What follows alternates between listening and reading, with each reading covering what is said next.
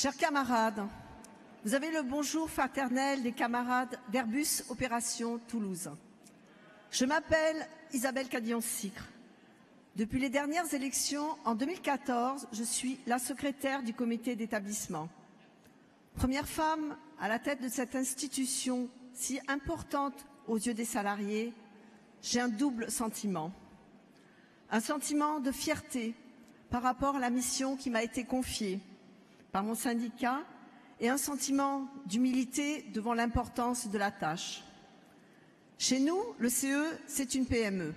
Nous employons 430 salariés. Les 2/3 travaillent dans le service de la restauration.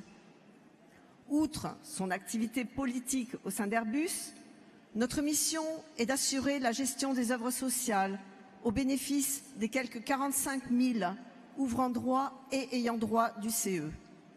La mission n'est pas toujours simple, je peux vous l'assurer, mais elle est passionnante. Comme vous le savez, de véritables défis à relever au quotidien. Si je suis devant vous aujourd'hui, c'est pour témoigner et vous assurer qu'il est possible d'être une femme à la tête d'une équipe qui gère un CE. Par bien des aspects, une entreprise dans l'entreprise. Depuis le début de ma candidature, plus de 3 ans, avec les camarades élus, nous continuons à faire grandir notre structure. Ceci dans la continuité de ce qu'avaient fait avant moi mes prédécesseurs à leur époque. Ce qui a changé, c'est peut-être la manière. Mais les mieux placés pour en parler, ce sont les équipes avec lesquelles je travaille au quotidien. Entre femmes et hommes, nous avons souvent des sensibilités différentes, une façon plus ou moins différente de voir les choses.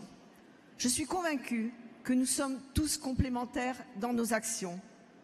Nous avons besoin de cette complémentarité, c'est une richesse qu'il est dommage de ne pas exploiter. Nous ne pouvons plus nous passer de profils, de personnalités qui changent ceux que nous avions l'habitude de voir aux responsabilités. Nous devons bouger les lignes. Aux camarades hommes, de nous faire confiance.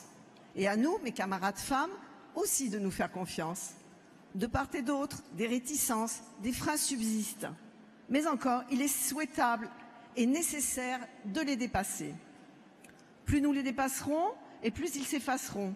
Et plus ils s'effaceront, et plus cette diversité servira les intérêts de notre organisation. Je suis bien placée pour vous en parler, car pour moi, la première, il a été compliqué d'accepter le poste qui m'était proposé. C'est Bruno Reines, secrétaire d'un syndicat, qui m'a mise face à mes contradictions. Isabelle, avec les autres femmes du syndicat, tu nous fais la remarque qu'il n'y a pas assez de femmes aux responsabilités. Aujourd'hui, vous allez être satisfaite, nous voulons en nommer une. Ah, une femme qui a les compétences requises et à qui nous faisons entièrement confiance. Qu'en penses-tu? Ah, j'avoue que sur le moment, j'ai acquiescé. Super, enfin une bonne nouvelle.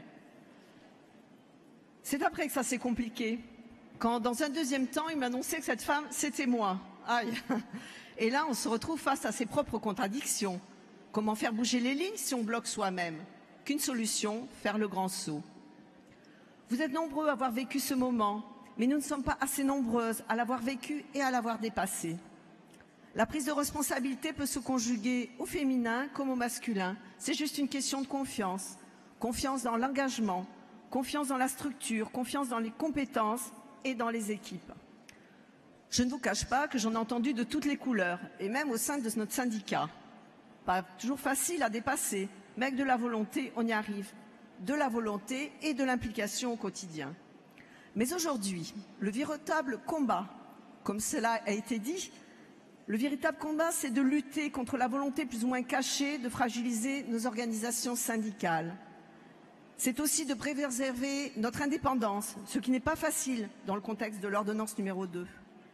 Nous ne serons jamais trop nombreux pour mener ce combat. Nous avons besoin de tous les bras, de toutes les têtes pour le faire. Il te reste 30 secondes. Oui, je vais y arriver. Peu importe que ce soit des femmes, des hommes, des ouvriers, des techniciens, des cadres. Au contraire, nous avons tout à gagner à nous rassembler. Je veux enfin profiter de ma présence à cette tribune pour remercier Jean-Claude, Frédéric Gomez et notre fédération de la métallurgie qui ont beaucoup œuvré pour la défense d'Airbus. Sans qui, comme lors du plan Power 8, certaines activités cœur de métier auraient été externalisées dans notre groupe. Merci Jean-Claude, Frédéric, d'avoir répondu présent à notre syndicat quand on vous a sollicité. Je vous remercie de votre attention. Vive FO!